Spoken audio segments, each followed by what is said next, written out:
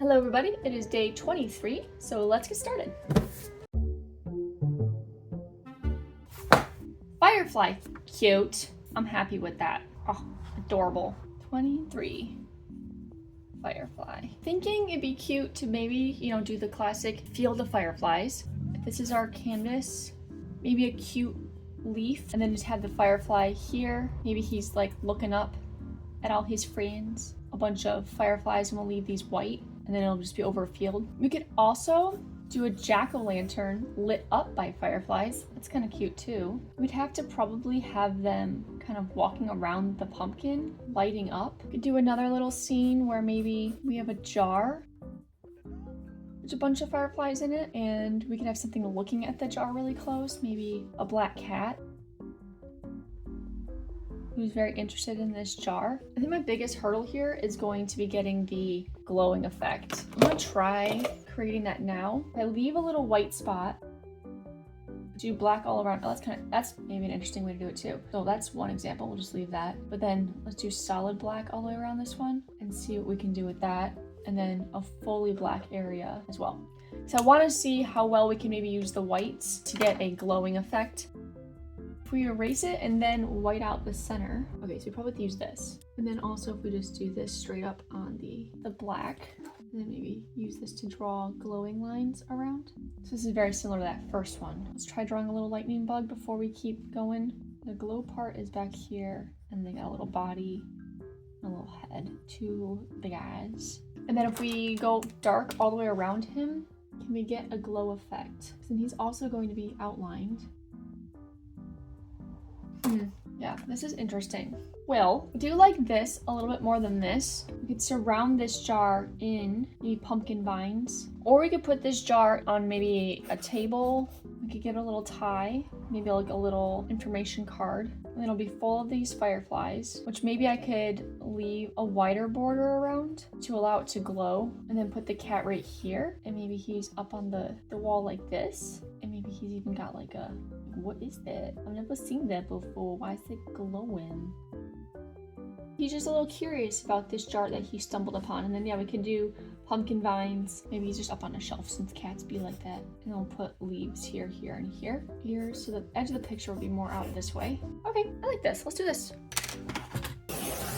Oh, we could do like a littler jar too. I'll make sure I have the space for the cat how I want it first. I want his head closer to the shelf. Pause. Maybe here and here. And then his little tail. Okay, cute. Now I want it to be fairly large. It has a cork in the top of it. And then there's a little one. Or maybe like a book too, to show that it's up on a shelf. We can write Firefly on the book binding. The twine can be tied on the edge here, on the side. And we add the glass thickness. And then we'll add in maybe the pumpkin vines. And then it'll come around the front here and go up. And then maybe we'll put another firefly right here.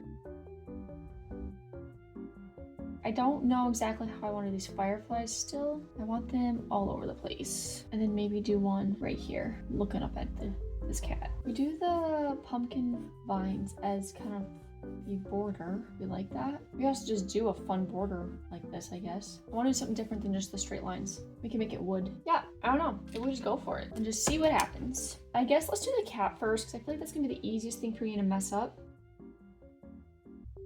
Yeah, I think we're gonna have to make this a white cat. Dude, those eyes so much smaller than I sketched. Why did I do that? Wow, that kind of looks like a person. Okay, well that was unexpected. I don't know what happened there. But we will do the little feet. Tail. We're just gonna keep going while that cat dries. I definitely want to redo the face area. But I think just those eyes turned out so small. Oh my gosh, I grabbed the wrong one, you guys. What is happening?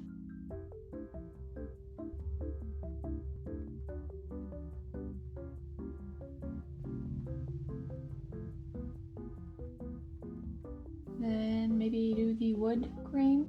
I don't know if I like that. So this vine comes around the front of this jar. And then down here, a nice little curl. And then a nice little leaf.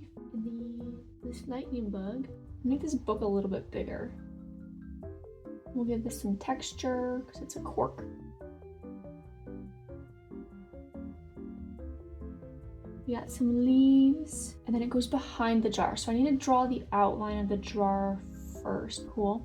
And then this I can finish doing this vine. Then it will go through here. I'll have to erase those. Great, now we can finish this book and this jar. And then I'll do the words. Fireflies.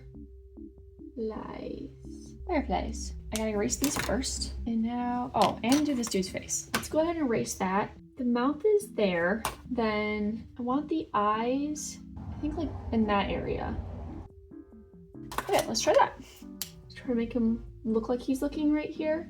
And then his little nose. I mean, he just looks, he's looking less confused and more dropped when he was a kitten. You know what I mean? And then we'll draw all these little bugs in. Oh my gosh, they're like, shoot, I made those two very similar. I wasn't trying to do that. Put one closer to this guy just to kind of make those two not match quite so much. I'm still not in love with this cat, but I'm okay with most of it. I'm gonna darken in at least all of these points, I think. If the jar is the light source, then I can make over here shadow, and on this side of the cat would be shadow. I wanted the whole background to be black, but I feel like that's gonna be a lot. But I guess if I'm trying to get all your focus on the Firefly jar, that would be a good way to do it, eh? So we're just gonna go for it. This little guy, we'll give him plenty of room to be glowing. So keep a nice white line around the cat.